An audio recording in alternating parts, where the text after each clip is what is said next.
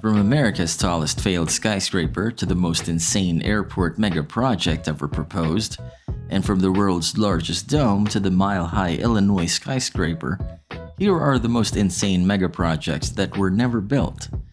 Some of them were simply ridiculous notions that did not appear to be feasible, while others were influenced by financial and political restraints. Number 6. The Dream Airport above New York. Everyone has an image of New York in their minds, with its cultural icons and famous skyline, but this image could have looked quite different today if an absurd proposal suggested in the 1940s had been implemented, which would have dramatically transformed Midtown Manhattan.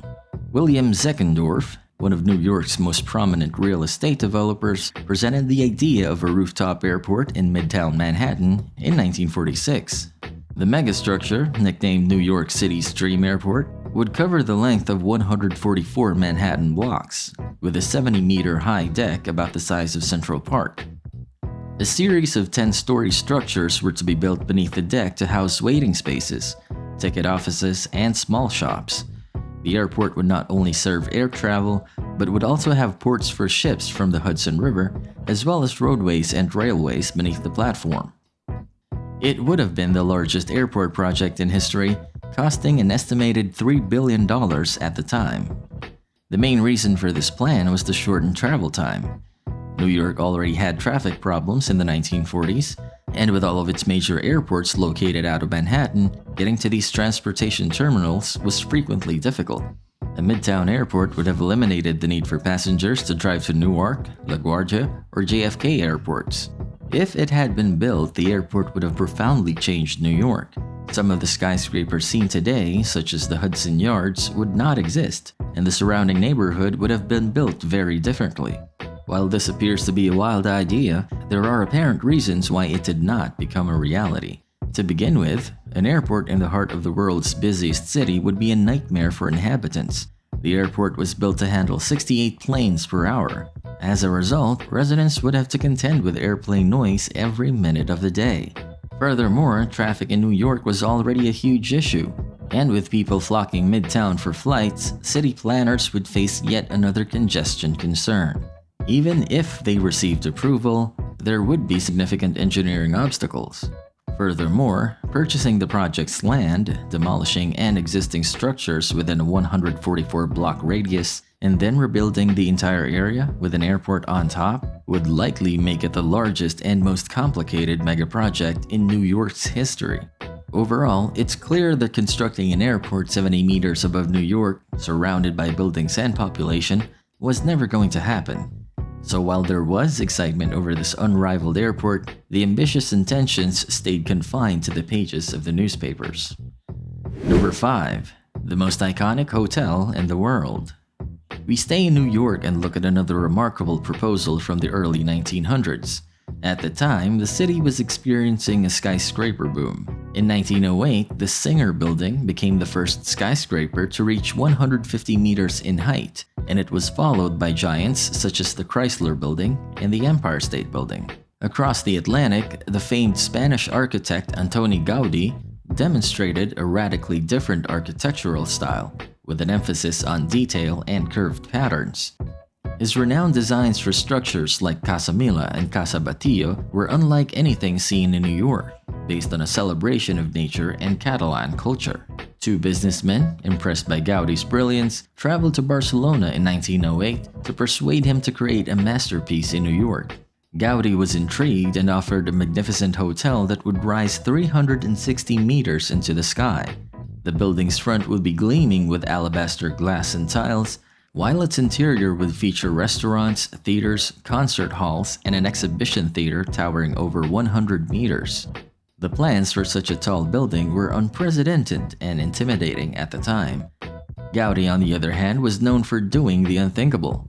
His intentions were never completed in the end. Part of the reason is that Gaudí had dedicated his life to the Sagrada Familia, Barcelona's most famous landmark. In the years that followed, the Hotel Atracción was still in its early stages, and moving to New York would mean abandoning the Sagrada Familia, a project that Gaudí would labor on for the next 43 years until his death. The initiative was eventually abandoned, but it was never forgotten. It was resurrected in 2003 when some Spanish architects entered the New World Trade Center design competition. While Gaudi's original plans are still available, it doesn't appear that the idea will ever be realized. But if the Hotel Attraction stood in Manhattan today, it would undoubtedly be one of the most intriguing structures in the world. Number 4. The Mile-High Illinois Skyscraper. Chicago is widely regarded as the birthplace of the skyscraper, and according to one famous proposal, it might have been the undisputed leader in the race to build the highest skyscraper in the world. Architect Frank Lloyd Wright unveiled his design for the Illinois, a mile-high skyscraper in 1956. The concept was absurd because at the time, the highest skyscraper in the world was the Empire State Building, which was less than 1/4 the size of Illinois. Lloyd Wright was opposed to big cities and intended to construct something that would preserve ground land while elevating communities. His 8-meter-tall version of the Illinois has 528 floors, atomic-powered elevators, and space for 15,000 automobiles and 100 helicopters. It was a metropolis in and of itself, and Wright said that it could house all government offices and eliminate the need for additional skyscrapers in the Chicago area. Wright's plan was excellent, but it was simply not feasible at the time. In truth, the world's tallest skyscraper is still the Burj Khalifa, which is only half the height proposed for Illinois. Because the reality of Wright's concept was never considered, only a few sketches and models of it remain. Number 3. America's tallest failed skyscraper. We stay in Chicago and visit a far more realistic skyscraper that was even under construction at the time. The Chicago Spire was to become the highest skyscraper in the country about 50 years after Wright's plan, and would have held that title to this day. It was designed by another well-known Spanish architect, Santiago Calatrava, who also constructed the World Trade Center transportation hub and Sweden's turning torso. The spire was first suggested in 2005, and it was taken over for construction by Garrett Kelleher of the Shelburne Corporation. The tower would have a sleek curving shape rising 610 meters into the Chicago skyline. The construction of this project began with considerable zeal in 2007 because the tower's foundations had to be particularly deep due to its slim design, so excavation reached 22 meters into the ground. However, just as the groundwork was being laid, the process came to a standstill. The Great Recession, like many other projects of the mid-2000s, played a significant role in the Chicago Spire's demise. The project's main financier, the Anglo-Irish Bank, was struggling for survival. Therefore, there was no funding to move the construction forward. This triggered a chain reaction of several lawsuits from various parties, and the project developer was forced to halt construction due to ongoing financial difficulties. Only the foundation of the spire had been constructed at the time. Shelburne Corporation filed for bankruptcy in 2013, and this amazing project, which was intended to rise over Chicago, merely left a crater in the ground. Related Midwest took over the site 3 years later, and after submitting many new concepts, the Chicago City Council authorized a modified design for the 400 Lakeshore Drive in 2020.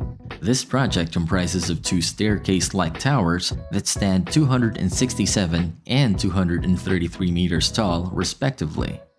Construction will begin this year according to the corporation, so there is no reason to believe that the location will not stay a hole in the earth indefinitely. Number 2. Hitler's plan to build the largest dome in the world.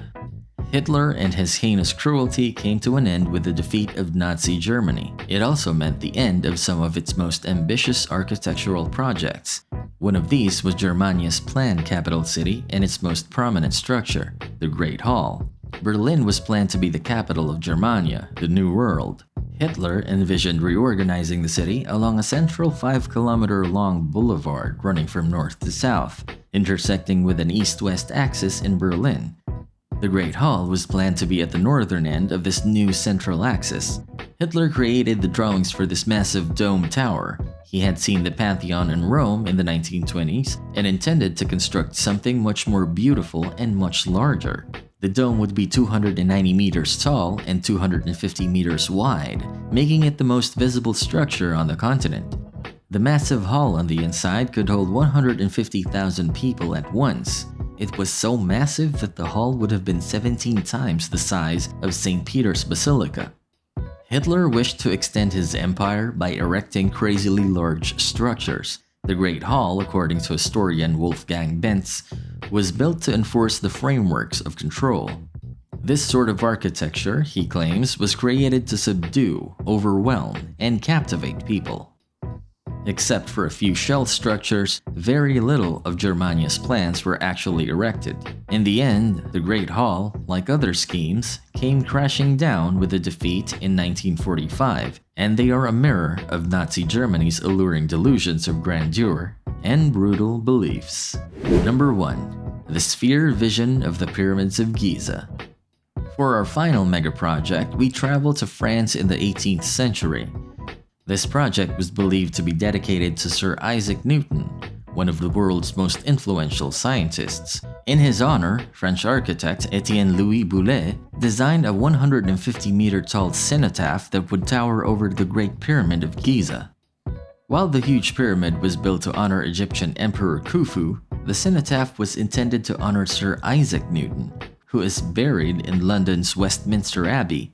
Boulle wished to construct the world's first domed planetarium as a tribute to Newton's scientific discoveries. Boulle studied the interior of his spherical construction with tiny holes that reflected the constellations and planets' locations. During the night, a magnificent spherical lamp, generated by the arrangement of holes on the surface, would illuminate the structure and operate as the sun in a universe. However, like the other ideas in this video, his plan was just not feasible at the time.